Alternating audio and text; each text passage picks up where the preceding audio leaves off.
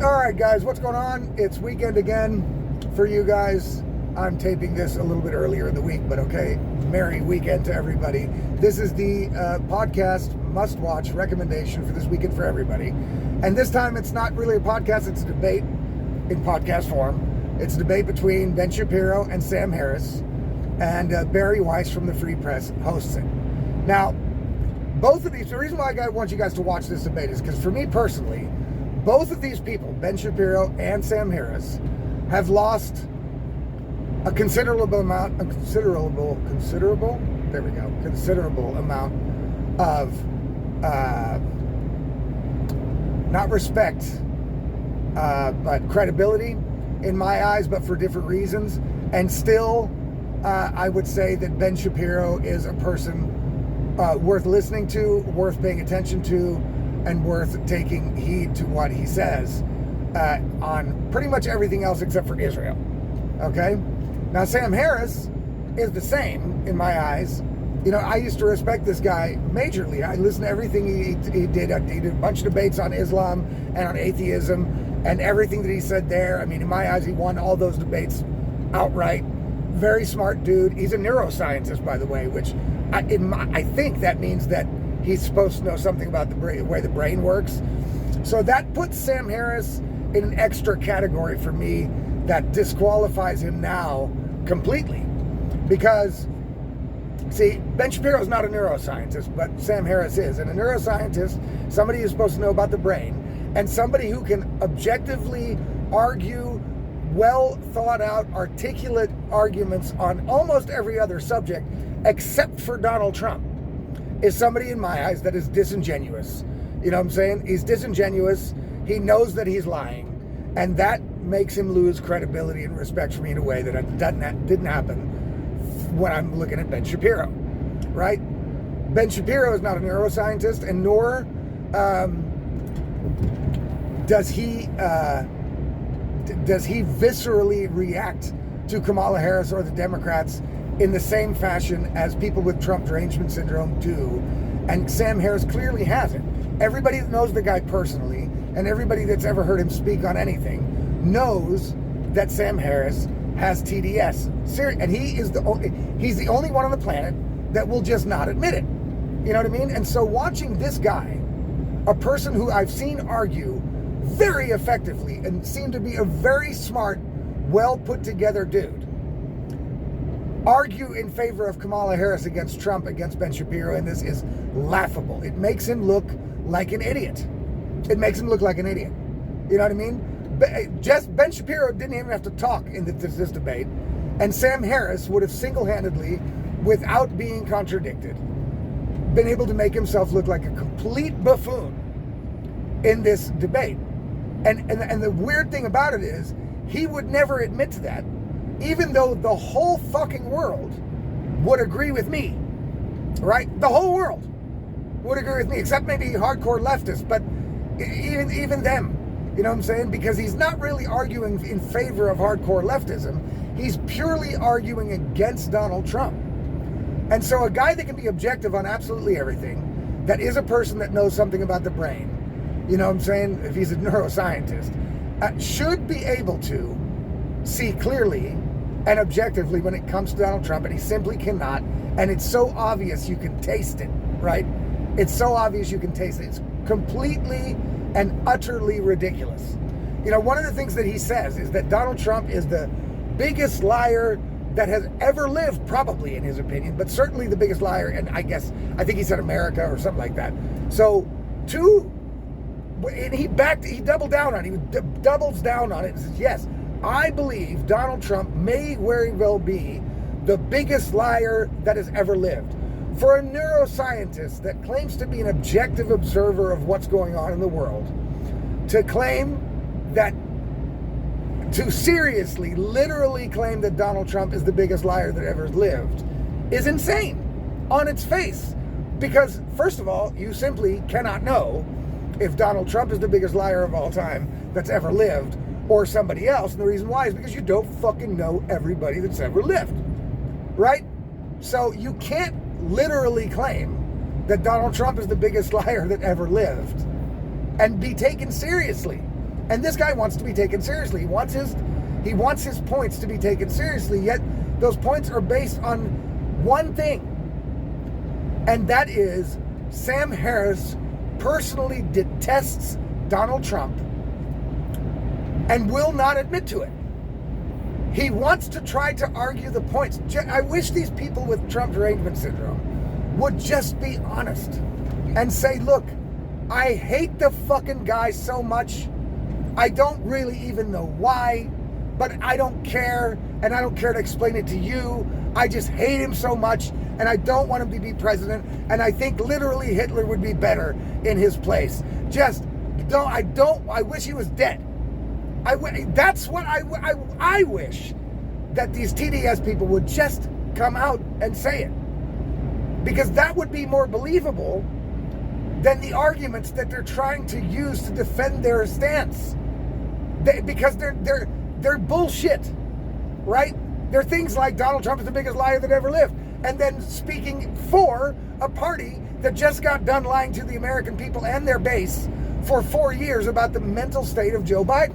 And then when they finally get caught on it because of a debate between Donald Trump and Joe Biden, when they finally get caught on it, they're like, yeah, no, but he's all right. He's all right. He's just, he's all right, but he shouldn't run again. Well, why not? Well, they can't answer. And they're just hoping this is a party that is built on lies. That the only way they've succeeded to gain political power in the first place is because of lying and a media apparatus that also lies for them. And people are getting wise to that shit, right? And they still continue. They just double down on all their lies. And they expect that people, their base, the people that vote Democrat, are stupid enough to fall for it, or they expect them to be like Sam Harris. And just the fact that they personally have a detest for Donald Trump, for whatever reason, that will be enough to make the people vote for them. Now, that's crazy to run. If you're running for president, you should be running not because you're not the other guy. You should be running because you are better than the other guy. And these people are outright saying, listen, we suck. We don't have any policies. We've lied to you for 4 years. We're going to continue to lie to your face. But we're not Donald Trump, and that should fucking be enough. And that's actually one of the arguments that Sam Harris makes. He says, word for word, not being Donald Trump should be enough for everybody. I mean, that's crazy. You don't vote for presidents like that. And if you're a neuroscientist that claims to be a neuroscientist and knows something about the brain, you should be aware that there's something wrong with your own brain if you think like this. And actually, it's not only that you think like that, you're going out and defending it. You're like going out making yourself look even stupider, you know what I mean? And trying to defend something that you can't defend with words and sentences. Because all it is, it's an emotion. They hate Donald Trump. Okay, we get it. You're allowed to hate Donald Trump. But that's not the reason why he shouldn't be president for everybody else, or you. Because I hate a lot of people, right? That I would say, fuck, I hate those people. But if they were good at being the fucking president, then I'd be good for them. I'd be like, all right, cool, you can run for president. We're just not going to be friends because I think you're a dick. You know what I'm saying? I happen not to think that Donald Trump is a dick. I think he's hilarious. And when he is a dick, it's well-deserved, whoever's being a dick to. And that's one of the reasons I like him. So that's not, for me, that's not a thing. But this is the only reason that these TDS people have, like Sam Harris, but they just won't admit it. They're going to actually go out on a debate with another very smart person. Ben Shapiro is far from a dumbass, right? And they're going to try and go out and fucking and defend themselves and Kamala Harris, and then call Donald Trump the biggest fucking liar that ever lived, while defending a party that's lied to their base for the whole entire existence. It's crazy, and that's why I actually, it's like it's almost like one of them. It's the same feeling with me and Sam Harris as me and Robert De Niro. I used to love Robert De Niro. He was the shit. He was the gangster. It was badass. And then I found out who he really was. He's also a TDS guy. And now I can't look at the guy without thinking what a loser he is. Because he's a fake, he's a phony. He should have just stayed. I wanted the guy to stay, fucking the characters that he played. That's who Robert De Niro was in my mind. He's ruined it. He's ruined it for me. My crush is over. And it's the same thing for Sam Harris. And I have to say, I'm not a person that does that actually for anybody. I almost never will discount somebody for one standpoint they have. Ever. You know what I mean? But these two people they're lunatics. And they've lost all credibility in my eyes. They've lost all respect. And I think that you should watch this debate between the two, because it just makes more clear that the reason why these people don't want Donald Trump to be president is not because they're worried he's Hitler. It's not because they're worried that he's going to fuck up democracy or any of that shit. They might be a little worried that some of them are going to go to jail and finally be held accountable for their misdeeds and treasonous acts. And they should be. And I hope that they have right to be worried, right? But the regular, everyday liberal, lefty is not really worried. They just don't like the guy. He repulses them. And that's okay. There's people that exist that repulse me just the same. Like I said, that's okay. And this debate shows that 100%, because Sam Harris does speak for all the TDS people, right? He does. And he tries to articulate it in words, but he can't do it, not convincingly, right? Nothing he says is convincing at all. And in a debate between two people, both parties should have at least some convincing debates. And then at the end you go, okay, well, this guy at this point, and then he had that point, and you kind of weigh out the good and bad points against each other and decide who's the winner of the debate. It's usually, if they're good debaters, a little tricky. And Sam Harris is a good debater, but unfortunately, he has participated in a debate that he is not capable of having because he is emotionally invested in the debate by his visceral, overblown hatred for a man that he doesn't even know. And so that makes him, in my eyes, completely disqualifying as a person to take seriously. I'm sorry. Now, if Sam Harris comes out one day and says, look, I was completely blind to my own bias here. I'm not supporting Trump. I still don't like the guy, but I'm going to come out and say there's no defense of Kamala Harris or the Democrats and their behavior. I just don't like Donald Trump. If he were to come out and do that, I'd be like, okay, Sam's seen the light, cool. He's back in the game. All right. He didn't even have to apologize. None of that shit. I don't care about apologies. I just want him to regain consciousness, and he's not. And so until that happens, for me, the guy is he's done. Like Robert De Niro, they're wash-ups together. It's crazy, And okay, Ben Shapiro does and says things that I don't agree with, but he is still much more believable, much more articulate, and does not.